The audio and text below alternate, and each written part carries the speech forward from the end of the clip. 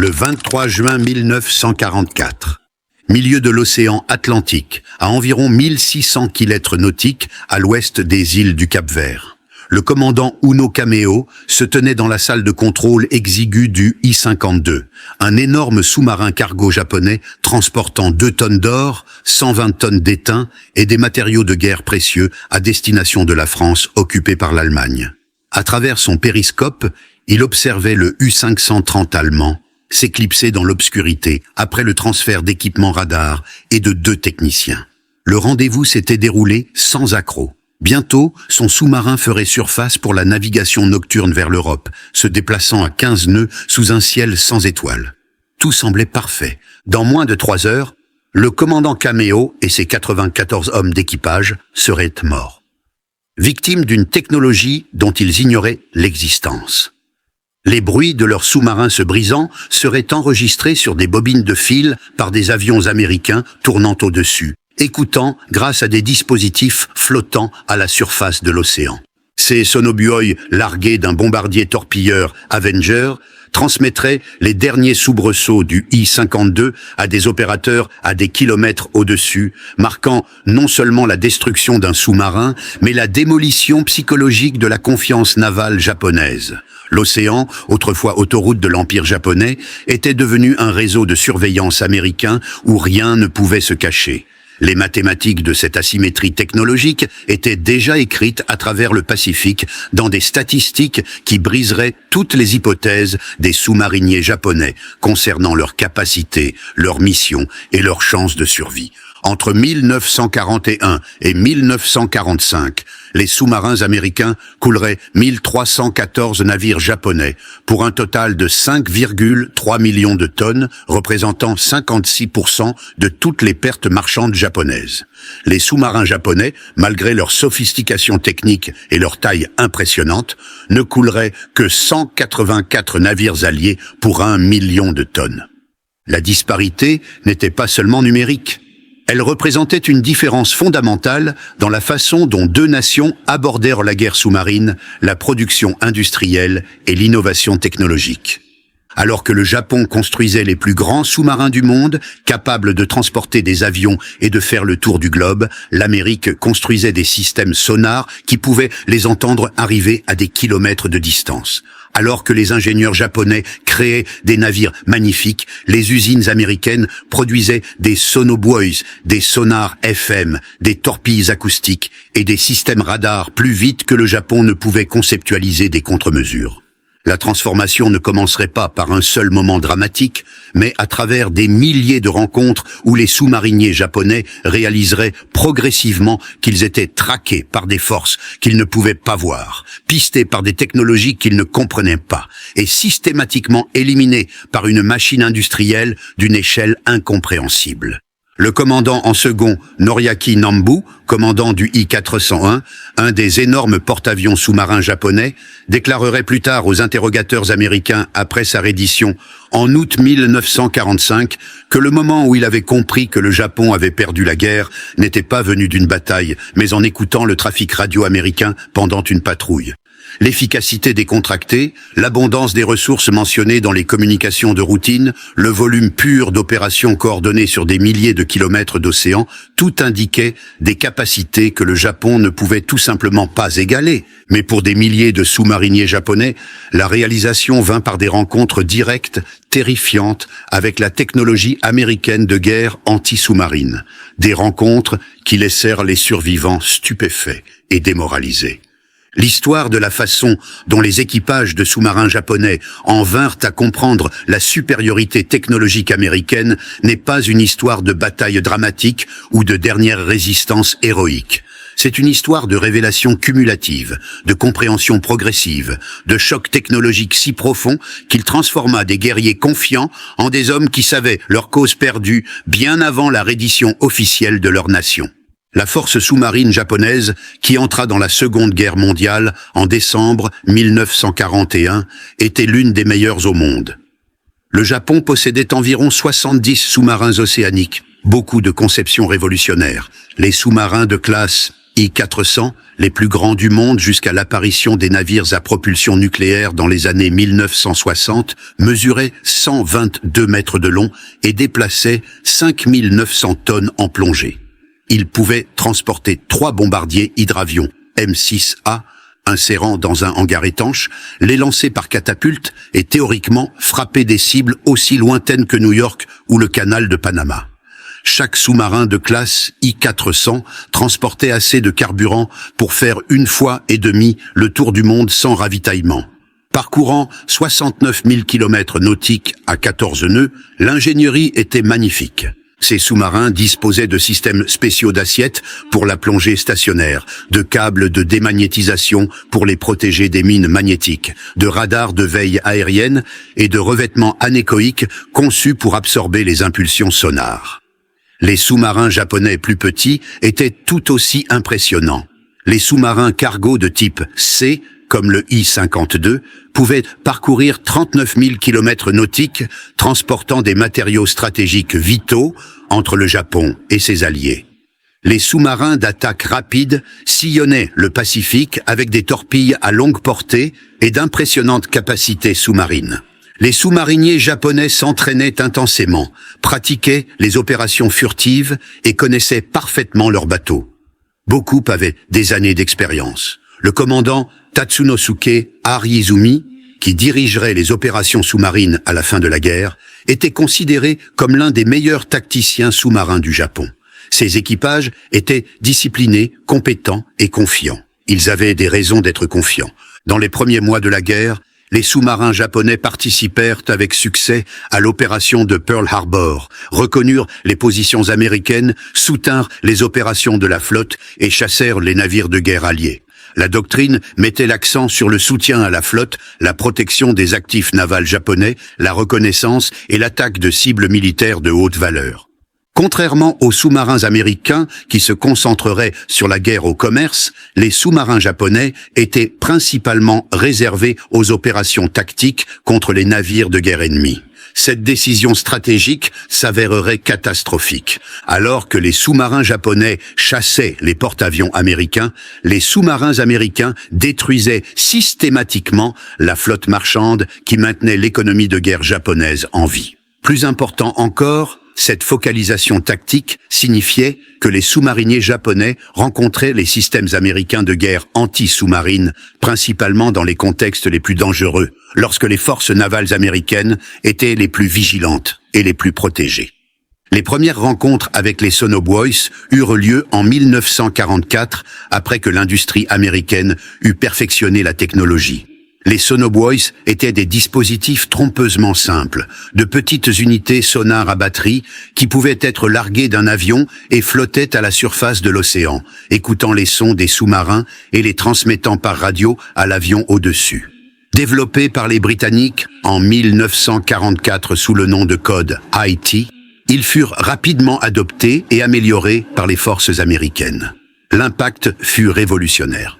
Auparavant, un avion chassant un sous-marin devait maintenir un contact visuel ou s'appuyer sur le radar, qui ne fonctionnait que lorsque le sous-marin était en surface. Une fois qu'un sous-marin plongeait, il était pratiquement invisible pour un avion. Les sonobuoys changèrent tout. Un avion pouvait larguer un motif de 5 sonobuoys codés par couleur, violet, orange, bleu, rouge et jaune, créant un réseau d'écoute sous-marine. L'avion surveillait chaque bouée à tour de rôle, écoutant les sons émis par les hélices, les machines ou les mouvements du sous-marin. La technologie était si efficace qu'elle devint l'équipement standard des avions anti-sous-marins tout au long de 1944 et 1945. Pour le commandant Uno Kameo et l'équipage du I-52, les premières indications que quelque chose n'allait pas arrivèrent à 23h40 le 23 juin 1944. Le bombardier torpilleur Avenger du commandant en second Jesse D. Taylor, lancé du porte-avions d'escorte USS Bogue, détecta le I-52 sur son radar alors qu'il naviguait en surface. Taylor largua des fusées éclairantes qui illuminèrent l'énorme sous-marin, puis attaqua avec des charges de profondeur alors que le I-52 plongeait en catastrophe. La première attaque manqua de peu, les explosions encadrant le sous-marin pendant sa descente. Ce qui suivit révolutionna la guerre anti-sous-marine. Taylor largua un sonobuoy violet dans l'eau. En quelques instants, son opérateur radio entendit le son distinctif des hélices de sous-marin transmis par le dispositif flottant. Taylor pouvait ainsi pister le I-52 sous l'eau, suivre ses manœuvres d'évitement, prédire ses mouvements, positionner son avion pour le coup fatal. Il largua une mine Mark 24, nom de code Fido, une torpille acoustique à tête chercheuse, qui se verrouilla sur le bruit des hélices du I-52 et le suivit sans relâche jusqu'à l'impact. Les sonobuoys enregistrèrent tout. L'explosion, les bruits de la coque se brisant. L'équipage du commandant Taylor entendit ce qu'ils décrivirent comme des craquements et des bruits de broyage, comme une boîte de conserve qu'on écrase. Le I-52 coula au fond de l'océan, à 5200 mètres de profondeur, entraînant dans la mort le commandant Cameo, 41 hommes d'équipage, 14 passagers et les 2 techniciens allemands. Les enregistrements des sonobuoys survécurent aux archives nationales. De fines bobines de fil marquées Gordon Wire No. 1 et Gordon Wire No. 2 préservèrent les derniers moments d'un sous-marin dont l'équipage ne sut jamais quelle technologie l'avait tué. Le naufrage du I-52 démontra des capacités qui terrifièrent les sous-mariniers japonais lorsque les détails filtrèrent à travers les réseaux de renseignement. Les avions américains pouvaient suivre les sous-marins sous l'eau. Les implications étaient stupéfiantes. Chaque fois qu'un sous-marin japonais plongeait pour échapper à un avion, il n'échappait pas du tout. Il se cachait simplement de l'observation visuelle, tout en restant parfaitement visible pour les capteurs acoustiques.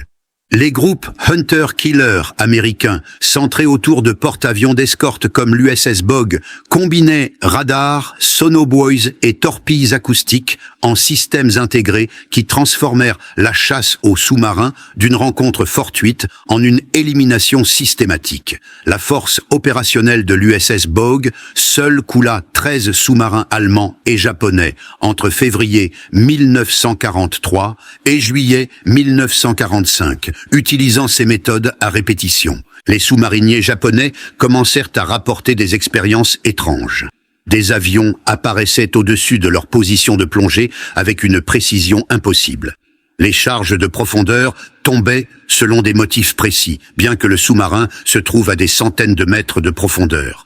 Des torpilles suivaient les manœuvres d'évitement comme si elles étaient guidées par des mains invisibles. Ils étaient traqués par des technologies que leur propre marine n'avait pas déployées, ne pouvait contrer et comprenait à peine. L'impact psychologique s'approfondit avec l'opération Barney en juin 1945, lorsque 9 sous-marins américains équipés de sonars FM pénétrèrent dans la mer du Japon par des détroits lourdement minés que les planificateurs japonais considéraient comme imprenables. La mer du Japon était censée être le refuge sûr du Japon, protégé par 4 lignes de mines sous-marines dans le détroit de Tsushima. La navigation marchande japonaise s'y déplaçait librement, convaincue que les sous-marins ne pouvaient pas traverser les champs de mines. Le sonar FM, développé spécifiquement pour détecter les obstacles sous-marins, émettait un carillon distinctif chaque fois que des mines étaient détectées, un son que les sous-mariniers américains surnommèrent « Hell's Bells », les cloches de l'enfer. La technologie permettait aux sous-marins de cartographier les motifs des champs de mines, d'identifier des passages sûrs et de naviguer à travers des barrières que les ingénieurs japonais pensaient bloquer toute approche sous-marine. Le 4 juin 1945, les 3 premiers sous-marins, Sea Dog, Creval et Spadefish, entrèrent submergés dans le détroit de Tsushima, leur sonar FM dessinant des images du champ de mines sur des écrans électroniques. Les Hell's Bells carillonnaient constamment, alors qu'ils slalomaient entre des mines parfois espacées de seulement 45 mètres. Après 20 heures sous l'eau, les 3 sous-marins émergèrent sains et saufs dans la mer du Japon. 2 autres groupes suivirent, et en quelques jours, 9 sous-marins américains opéraient librement dans des eaux que le Japon considérait comme absolument sûres. La chasse fut spectaculaire. Entre le 9 et le 24 juin 1945, les 9 sous-marins coulèrent 28 navires japonais pour un total de 54 786 tonnes, y compris un sous-marin et un destroyer.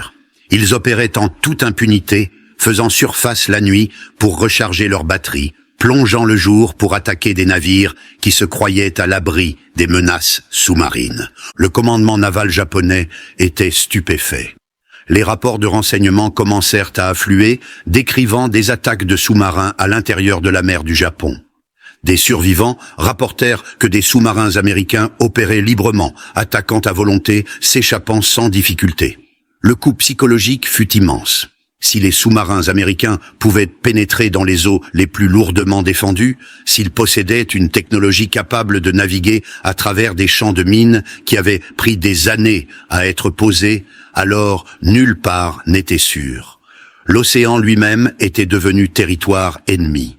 Les commandants de sous-marins japonais opérant dans ces eaux comprirent immédiatement les implications. Ils étaient traqués par des forces possédant des capacités technologiques que le Japon ne pouvait égaler. Chaque patrouille devint un exercice de survie plutôt que d'efficacité au combat. L'écart technologique s'étendit bien au-delà du sonar. Les sous-marins américains possédaient des radars capables de détecter des contacts de surface à des distances dépassant 30 km par beau temps.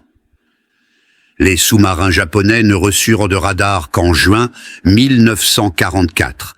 Et même alors seulement en quantité limitée, avec des performances inférieures aux systèmes américains. Cela signifiait que les sous-marins américains pouvaient détecter les navires japonais bien avant d'être détectés en retour, pouvaient pister des cibles au-delà de la portée visuelle, pouvaient se positionner pour des attaques avec des avantages informationnels que les commandants japonais ne pouvaient contrer.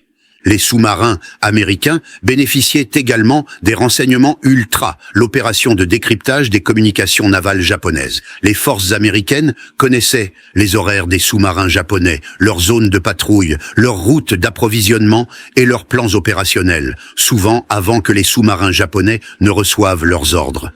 Combiné à la supériorité radar et sonar, cela signifiait que les sous-marins japonais opéraient dans un océan où l'ennemi savait où ils étaient, où ils allaient et quelle technologie pouvait les suivre. Le commandant en second, Noriaki Nambu, commandant le I-401, décrivit plus tard à ses interrogateurs américains la sensation d'être constamment surveillé, constamment pisté, jamais en sécurité, même en plongée dans un océan vide.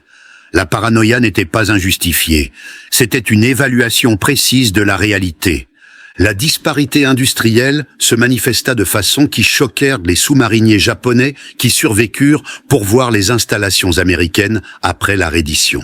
Alors que le Japon luttait pour maintenir 70 sous-marins opérationnels pendant la guerre, l'Amérique construisit 314 sous-marins entre 1941 et 1945, remplaçant les pertes plus vite que le combat ne pouvait les infliger. Les chantiers navals américains produisaient des sous-marins à un rythme que les planificateurs japonais jugeaient impossible. Le chantier naval de Mare Island en Californie, l'Electric Boat Company dans le Connecticut, le chantier naval de Portsmouth dans le New Hampshire et d'autres installations fonctionnaient 24 heures sur 24, lançant des sous-marins de flotte à des intervalles que les chantiers japonais ne pouvaient approcher. Les sous-marins eux-mêmes représentaient des capacités industrielles au-delà de la compréhension japonaise. Les sous-marins américains de classe Gato et Balao, bien que plus petits que les géants japonais, étaient produits avec des composants standardisés fabriqués dans des dizaines d'usines.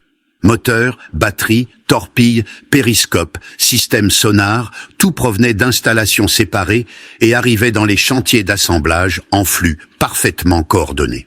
Un seul sous-marin de classe Gato nécessitait environ 140 000 pièces fabriquées par des sous-traitants dans 32 États. La chaîne d'approvisionnement ne flanchait jamais. Lorsque les sous-marins nécessitaient des réparations, les pièces détachées étaient disponibles immédiatement. Lorsque des sous-marins étaient perdus, les remplacements arrivaient en quelques mois.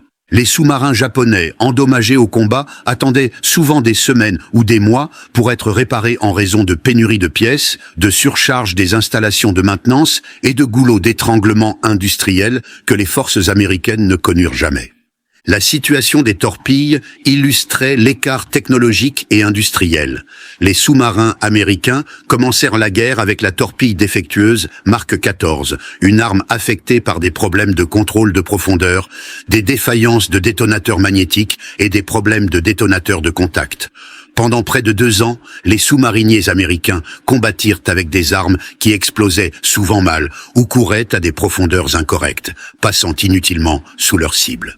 Cela aurait pu être l'opportunité pour le Japon d'exploiter la faiblesse américaine. Au lieu de cela, les sous-mariniers américains eux-mêmes identifièrent les problèmes, conduisirent leurs propres tests et mirent en œuvre des corrections malgré la résistance du bureau de l'ordonnance.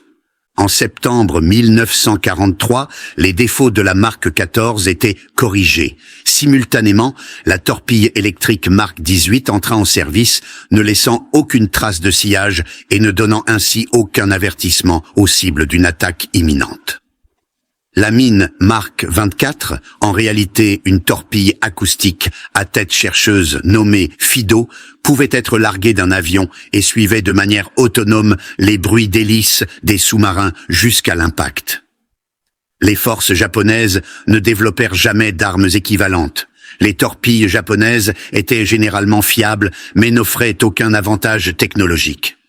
Plus critique encore, l'industrie japonaise ne pouvait pas les produire en quantité approchant la production américaine. Les sous-marins américains emportaient 24 torpilles en patrouille. Ils les tiraient librement, sachant que le réapprovisionnement était garanti. Les sous-marins japonais transportaient moins de torpilles et étaient contraints de les tirer avec parcimonie en raison de leur disponibilité limitée. L'effet cumulatif de ces avantages technologiques et industriels créa une inévitabilité mathématique que les sous-mariniers japonais comprirent progressivement. Chaque patrouille, chaque rencontre, chaque échappée étroite aux forces anti-sous-marines américaines renforçait la même leçon. L'océan appartenait désormais à l'Amérique. Les sous-marins américains coulèrent en moyenne un navire japonais par jour tout au long de 1944, l'année culminante de leur campagne. Cette seule année, 492 navires marchands japonais, totalisant 2 387 780 tonnes, furent détruits par des attaques de sous-marins.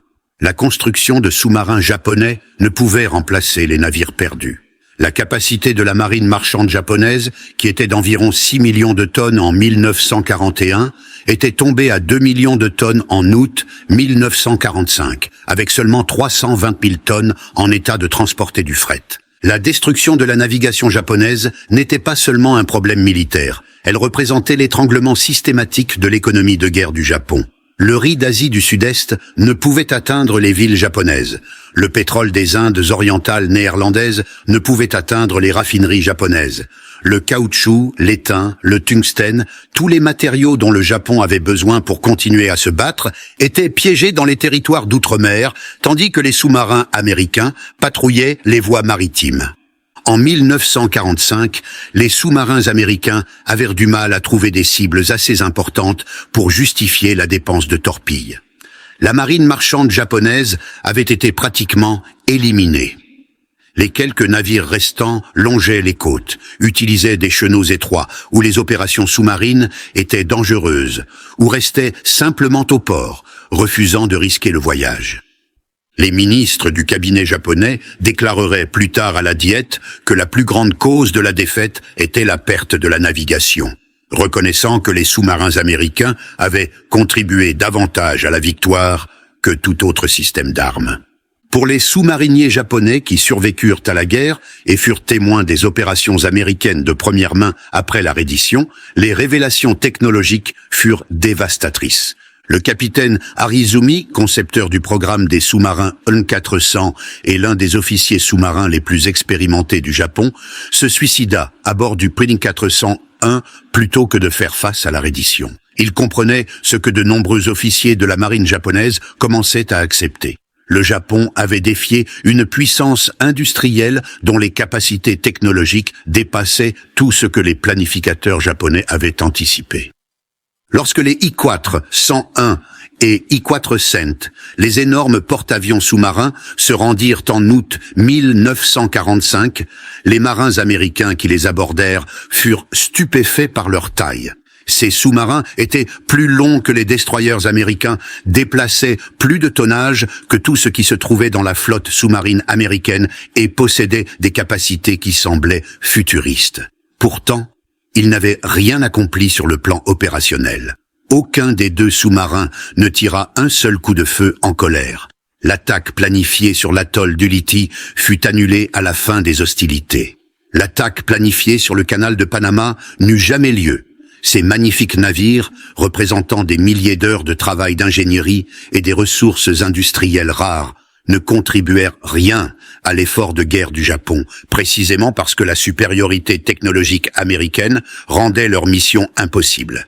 Ils ne pouvaient atteindre leur cible sans être détectés. Ils ne pouvaient opérer en sécurité dans les eaux contrôlées par les Américains. Ils ne pouvaient survivre au groupe Hunter-Killer, aux sonobuoys, aux radars, aux torpilles acoustiques, aux systèmes de guerre anti-sous-marine systématiques que les forces américaines avaient perfectionnés. L'examen américain des sous-marins japonais capturés révéla à la fois une ingénierie impressionnante et des faiblesses critiques. Les coques n'étaient pas aussi solides que les conceptions allemandes ou américaines, limitant la profondeur de plongée sûre. Les sous-marins étaient faciles à détecter au sonar.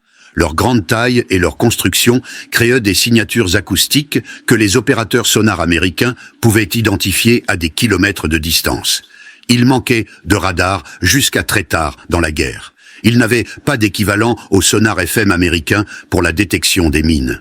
Leur défense anti-aérienne était inadéquate contre les avions américains qui les chassaient avec une efficacité croissante. Plus critique encore, les sous-marins japonais manquaient des systèmes intégrés de contrôle de tir qui rendaient les sous-marins américains si mortels.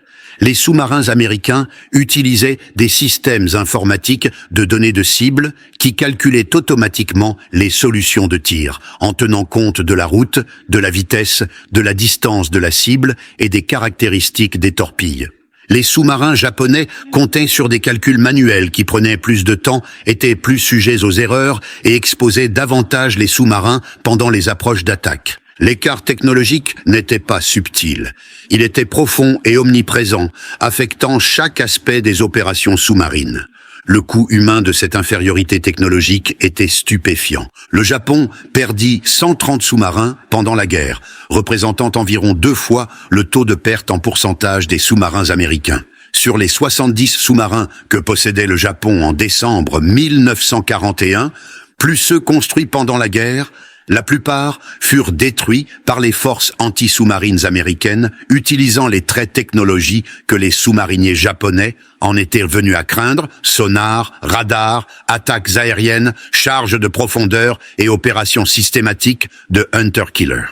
Environ 10 000 sous-mariniers japonais moururent pendant la guerre, un taux de perte dépassant 70%. Le service sous-marin, initialement considéré comme prestigieux et honorable, fut reconnu comme une condamnation à mort à la fin de la guerre. Les jeunes hommes assignés au service sous-marin comprenaient qu'ils ne survivraient probablement pas. Les familles pleuraient les fils partant pour l'entraînement sous-marin, connaissant les chances statistiques. La force sous-marine japonaise, qui était entrée dans la guerre avec confiance et fierté, termina la guerre comme un bras brisé d'une marine vaincue, ses survivants démoralisés et ses capacités annulées par l'infériorité technologique. La transformation psychologique des sous-mariniers japonais refléta l'expérience des prisonniers de guerre allemands en Amérique, mais suivit un chemin différent. Là où les prisonniers allemands furent témoins directement de l'abondance et de la prospérité américaine, les sous-mariniers japonais expérimentèrent la supériorité technologique américaine à travers des rencontres mortelles en mer. Les deux groupes arrivèrent à la même conclusion par des preuves différentes. Le Japon et l'Allemagne avaient défié des nations dont les capacités industrielles et technologiques dépassaient tout ce que les puissances de l'Axe pouvaient égaler. Pour les sous-mariniers japonais qui se rendirent en août 1945, la preuve de la supériorité américaine était accablante et indéniable. Ils furent amenés à bord de sous-marins américains et virent une technologie qu'ils n'avaient jamais vue. Ils visitèrent des installations navales américaines et furent témoins de capacités de production qui expliquaient pourquoi Les forces américaines ne semblaient jamais manquer de rien. Ils virent les sonobuoy qui avaient traqué leurs camarades. Ils examinèrent le sonar FM qui avait permis aux sous-marins américains de pénétrer les champs de mines. Ils étudièrent les systèmes radars qui donnaient aux sous-marins américains des yeux au-delà de la portée visuelle. Ils manipulèrent les torpilles acoustiques qui avaient détruit tant de sous-marins japonais. Le commandant en second Nambu, emmené à bord de l'USS Segundo, après s'être rendu sur le I-401, eut droit à une visite du sous-marin américain par le commandant en second Stephen L. Johnson. Nambu examina le radar du Segundo, ses systèmes sonars, son ordinateur de contrôle de tir, ses mécanismes de chargement de torpilles. Tout était plus avancé que les systèmes japonais équivalents. Plus important encore, tout fonctionnait de manière fiable. L'équipement ne tombait pas en panne. Les systèmes fonctionnaient comme conçus. Les sous-mariniers américains manœuvrèrent leurs bateaux avec une confiance décontractée, sachant que leur technologie était supérieure et que leur soutien était garanti. L'équipage de Johnson avait survécu à 9 patrouilles de guerre, coulé des navires japonais, échappé aux forces anti-sous-marines ennemies et s'attendait à survivre à la guerre. Les sous-mariniers japonais n'avaient pas une confiance équivalente. Ils opéraient en sachant que la technologie américaine pouvait les trouver, les pister, les tuer. Le fardeau psychologique était immense.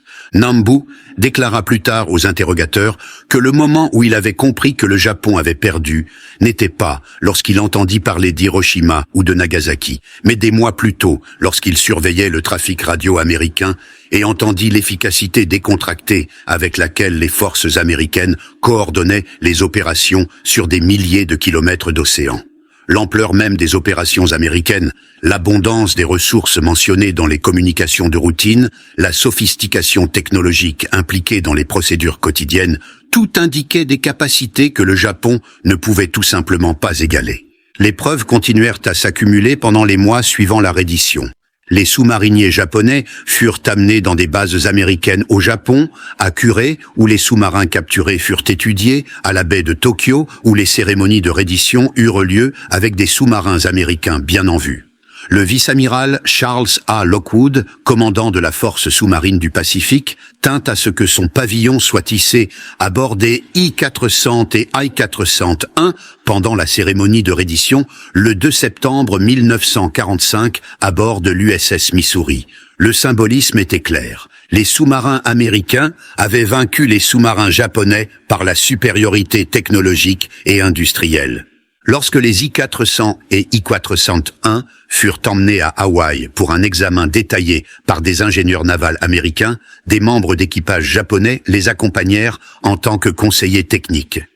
Ils virent les ingénieurs américains démonter méthodiquement leurs bateaux, photographiant chaque composant, mesurant chaque dimension, documentant chaque système. Les Américains étaient minutieux, professionnels et impressionnés par certains aspects de l'ingénierie japonaise, mais ils n'étaient pas intimidés. Les ingénieurs américains avaient vu ces sous-marins et les comprenaient. Ils les avaient vaincus, non pas par une supériorité de marins, mais par une technologie supérieure déployée avec une capacité industrielle écrasante. La révélation finale vint lorsque les I-400, I-401 et d'autres sous-marins japonais capturés furent emmenés en mer au large d'Hawaï et délibérément coulés comme navires cibles au milieu de l'année 1946. La décision était motivée en partie par les demandes soviétiques d'examiner les sous-marins. Les forces américaines refusèrent de laisser les ingénieurs soviétiques étudier la technologie des sous-marins japonais, alors ils la détruisirent. Mais le symbolisme résonna avec les sous-mariniers japonais qui apprirent la décision. Leurs plus beaux sous-marins, des navires qui représentaient le sommet technologique du Japon, des navires qui pouvaient transporter des avions à travers le Pacifique et frapper des villes américaines, étaient détruits nonchalamment par des forces qui n'avaient plus besoin de les étudier. La technologie sous-marine américaine avait dépassé tout ce que les bateaux japonais pouvaient enseigner. Les navires, qui avaient autrefois représenté la puissance navale japonaise, étaient réduits à des exercices de tir. Leur destruction fut à peine notée dans les archives américaines. Pour les sous-mariniers japonais, le message était clair. Le Japon avait construit des sous-marins impressionnants, mais l'Amérique avait construit une technologie qui les rendait obsolètes. L'océan n'avait jamais vraiment appartenu au Japon. Il avait simplement fallu du temps pour que la supériorité technologique et industrielle américaine se manifeste pleinement. Les leçons apprises par les sous-mariniers japonais se répandirent dans le Japon d'après-guerre, alors que les survivants rentraient chez eux et partageaient leurs expériences. Beaucoup écrivirent des mémoires décrivant leur choc face aux capacités technologiques américaines. D'autres donnèrent des conférences au personnel des forces d'autodéfense japonaises sur l'importance de la parité technologique dans la guerre moderne. Les associations d'anciens sous-mariniers qui se formèrent dans les années 1950 et 1960 se concentrèrent lourdement sur la compréhension de ce qui avait mal tourné, pourquoi la force sous-marine japonaise avait si peu accompli malgré une ingénierie impressionnante. Les conclusions furent unanimes. L'infériorité technologique, la faiblesse industrielle et l'utilisation stratégique inappropriée avaient condamné les sous-marins japonais dès le départ. Aucun courage, compétence ou détermination ne pouvait surmonter l'asymétrie fondamentale des capacités. Les sous-marins américains opéraient avec des avantages technologiques à tous les niveaux. Détection, contrôle de tir, communication, navigation et logistique. Les sous-marins japonais, quelle que soit leur conception habile ou leur manœuvre experte, combattaient depuis des positions de désavantage permanents. Les sous-mariniers qui apprirent cette leçon la portèrent dans la reconstruction du Japon d'après-guerre, influençant la politique industrielle, le développement technologique et la planification militaire pendant des décennies. Le miracle économique qui transforma le Japon dans les années 1950 et 1960 fut en partie informé par les leçons apprises pendant la guerre. L'industrie japonaise se concentra sur l'excellence technologique, le contrôle de la qualité et l'avantage concurrentiel plutôt que sur la taille ou la grandeur. Les sous-marins I-400 étaient impressionnants mais inefficaces. Le Japon d'après-guerre construisit des produits plus petits, plus fiable et plus avancé technologiquement. L'accent passa de la création de réalisations individuelles impressionnantes à la construction de systèmes intégrés fonctionnant de manière fiable. Sony, Toyota, Honda et d'autres entreprises japonaises qui devinrent des leaders mondiaux apprirent des échecs militaires pendant la guerre. Elles comprirent que la supériorité technologique nécessitait non seulement de bonnes idées, mais des systèmes complets, une production fiable, une assurance qualité et une amélioration continue. D'anciens officiers de la marine japonaise, y compris des vétérans sous-marins, occupèrent des postes dans ces entreprises et influencèrent leur développement. Les leçons de la supériorité technologique américaine pendant la guerre façonnèrent la philosophie industrielle japonaise d'après-guerre. La transformation fut complète lorsque les sous-marins des forces d'autodéfense maritime japonaises commencèrent à incorporer la technologie américaine dans les années 1960 et 1970. Les sous-mariniers japonais s'entraînèrent avec des instructeurs américains, apprirent les tactiques américaines, utilisèrent des systèmes sonars américains et manœuvrèrent des bateaux conçus avec l'aide américaine. Les anciens ennemis devinrent alliés, unis par la reconnaissance que l'excellence technologique et la capacité industrielle déterminaient les résultats de la guerre moderne. Pour les sous-mariniers japonais qui avaient vécu la guerre, cette transformation validait leur évaluation d'après-guerre. Le Japon devait égaler les capacités technologiques américaines, pas seulement les admirer depuis une position d'infériorité. Dans les années 1980, les sous-marins japonais figuraient parmi les meilleurs au monde, incorporant les leçons apprises par une défaite douloureuse. Le cercle était complet. Les sous-mariniers qui avaient été traqués par le sonar américain construisaient désormais des sous-marins en utilisant une technologie équivalente, ayant appris par la défaite ce que la victoire avait enseigné à leurs anciens ennemis.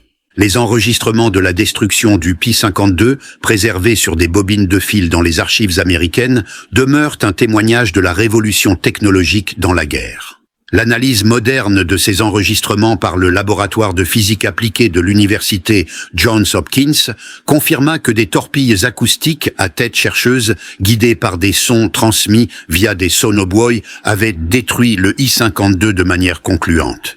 La technologie qui tua le commandant Kameo et son équipage en juin 1944 représentait des capacités que le Japon n'égala jamais pendant toute la guerre. Ces mêmes capacités, affinées et améliorées, devinrent la norme dans les marines modernes du monde entier. Sonars, radars, torpilles acoustiques, tous évoluèrent à partir des technologies qui avaient choqué les sous-mariniers japonais en 1944 et 1945. L'histoire des équipages de sous-marins japonais réalisant que l'océan ne leur appartenait plus est finalement une histoire sur le changement technologique dans la guerre. Une technologie supérieure, déployée avec une capacité industrielle, triompha du courage, de la compétence et de la détermination. Les sous-mariniers japonais n'étaient pas des lâches, ils n'étaient pas incompétents. Ils opéraient avec une technologie inadéquate contre des forces possédant des avantages décisifs. Le voyage psychologique de la confiance à la reconnaissance de la défaite fut parallèle à l'expérience des prisonniers de guerre allemands en Amérique, bien que le contexte différât. Les deux groupes rencontrèrent des capacités américaines qu'ils ne pouvaient expliquer, contrer et finalement nier. Les deux groupes retournèrent dans leur patrie portant des leçons sur la compétition technologique et industrielle qui façonnèrent le développement d'après-guerre. Les deux groupes influencèrent la reconstruction en soulignant l'importance d'égaler les capacités américaines plutôt que simplement les admirer ou les détester.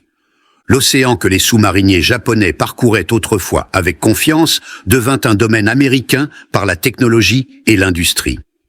Des sonobuoy flottant en surface transmettaient des sons venant d'en dessous. Le radar balayait l'horizon au-delà de la portée visuelle. Des torpilles acoustiques chassaient les sous-marins de manière autonome. Des groupes Hunter-Killer coordonnaient des avions et des navires de surface en système intégré qui éliminaient les sous-marins systématiquement. La transformation fut complète à la mi-1945, laissant les sous-marins japonais sans endroit où se cacher, aucun refuge sûr, aucun espoir de survie. Lorsque les 9 sous-marins américains de l'opération Barney émergèrent de la mer du Japon par le détroit de la Pérouse fin juin 1945, après avoir coulé 28 navires japonais dans des eaux supposément imprenables, la défaite psychologique des forces navales japonaises était complète. Si les sous-marins américains pouvaient pénétrer les eaux les plus lourdement défendues en utilisant la technologie pour naviguer à travers les champs de mines, alors la suprématie navale japonaise était terminée. L'océan appartenait à ceux qui contrôlaient la technologie. Les sous-mariniers japonais comprirent cette leçon viscéralement. Ils avaient été traqués, pistés et tués par des technologies qu'ils ne pouvaient voir ni contrer. Ceux qui survécurent rapportèrent la connaissance que la défaite du Japon était inévitable, une fois que la supériorité industrielle et technologique américaine se manifesta pleinement. L'océan n'avait jamais vraiment appartenu au Japon. Il avait simplement fallu du temps pour que la réalité s'affirme. Les sonobuoys américains, les systèmes radars, les torpilles acoustiques et la capacité industrielle avaient transformé la guerre sous-marine. Les sous-mariniers japonais, quelles que soient leurs compétences ou leur courage, opéraient dans un environnement où l'ennemi possédait des avantages technologiques décisifs. La réalisation vint progressivement par des rencontres accumulées, des échappées étroites et des rapports d'autres sous-marins. En 1945, elle était universelle parmi les survivants. L'océan ne leur appartenait plus. Il appartenait à la nation qui construisit la technologie pour le contrôler. L'Amérique avait gagné la guerre sous-marine, non par une supériorité de marins, mais par une science, une ingénierie et une capacité industrielle supérieure. L'héritage perdure dans la guerre navale moderne. Le sonar demeure fondamental pour les opérations sous-marines. Les torpilles acoustiques sont des armes standards. Des sonobuoys, bien améliorés depuis les versions de 1944, patrouillent les océans du monde entier, largués d'avions et de navires. La révolution technologique qui choqua les sous-mariniers japonais en 1944 continue d'évoluer avec les sous-marins modernes, utilisant des capacités qui stupéfieraient à 1944 la fois les forces américaines et japonaises de la Seconde Guerre mondiale. Mais la leçon fondamentale demeure inchangée. La supériorité technologique, soutenue par la capacité industrielle, détermine les résultats de la guerre moderne. Les sous-mariniers japonais apprirent de cette leçon par la défaite. Ils la portèrent dans la reconstruction d'après-guerre. Ils influencèrent le développement industriel et la planification militaire japonais pour des générations. Les sous-marins, qui représentaient autrefois la puissance navale japonaise, reposent désormais comme des pièces de musée, ou gisent au fond de l'océan. Monument à une compétence d'ingénierie rendue obsolète par une technologie supérieure. Les équipages qui les manœuvraient apprirent des leçons qui façonnèrent des nations. Des leçons sur l'importance de la compétition technologique pour déterminer quelles nations prospèrent et quelles échouent. L'histoire des équipages de sous-marins japonais interceptant les sonobuoys américains et réalisant que l'océan ne leur appartenait plus témoigne du changement technologique dans la guerre, de la confiance à la reconnaissance de la défaite, d'une supériorité présumée à la reconnaissance d'une infériorité. Le voyage transforma non seulement des individus, mais influença des nations. L'océan changea de main non par des batailles de surface, mais par des technologies invisibles flottant sur les vagues, écoutant en dessous, transmettant des données aux forces qui chassaient avec une précision scientifique. Le commandant Uno Kameo et les milliers de sous-mariniers japonais qui moururent pendant la guerre furent vaincus par un système industriel et technologique qu'ils ne purent comprendre que trop tard. Ceux qui survécurent portèrent une connaissance qui façonna le Japon d'après-guerre et influença le développement naval mondial pendant des décennies. L'océan appartenait à ceux qui contrôlaient la technologie pour le maîtriser. Cette leçon, apprise douloureusement par les sous-mariniers japonais entre 1941 et 1945, demeure pertinente dans la guerre navale moderne et la compétition technologique d'aujourd'hui.